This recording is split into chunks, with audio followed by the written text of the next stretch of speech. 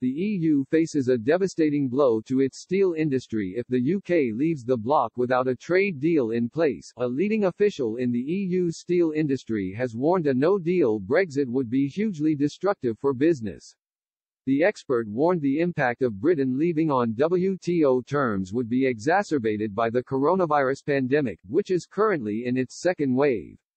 Alessandro Ciamarelli, an official with the European Steel Association, Eurofer, told a webinar, "Brexit remains a threat because there's a high likelihood that we will get at the end of the day a no deal.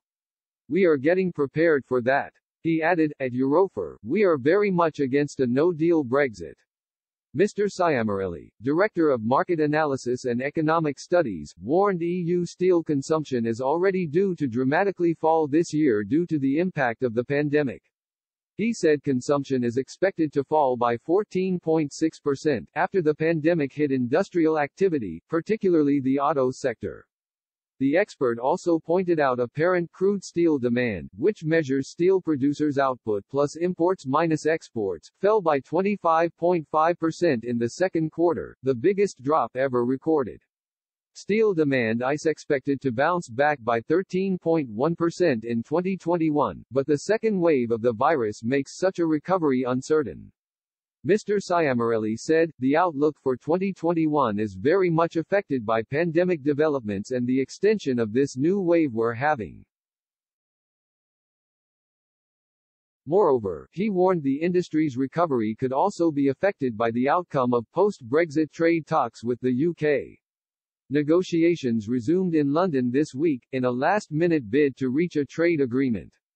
Significant progress has so far been made, with the two sides said to be close to finalizing a draft legal text on future common standards, including state subsidies for businesses, as part of a tentative breakthrough in the talks.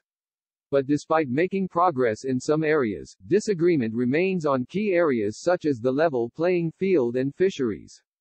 Fisheries remains one of the toughest issues to solve in the coming days, with the subject still shown as a red light on the EU's traffic light system for progress.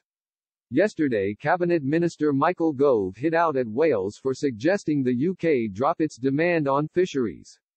In a letter to Jeremy Miles, Wales Minister for European Transition, Mr. Gove revealed Britain will not back down on demands to the EU over fisheries.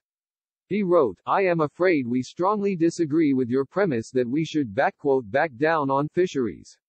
The UK government's view is that in all circumstances, the UK must be an independent coastal state, no longer be bound by the common fisheries policy."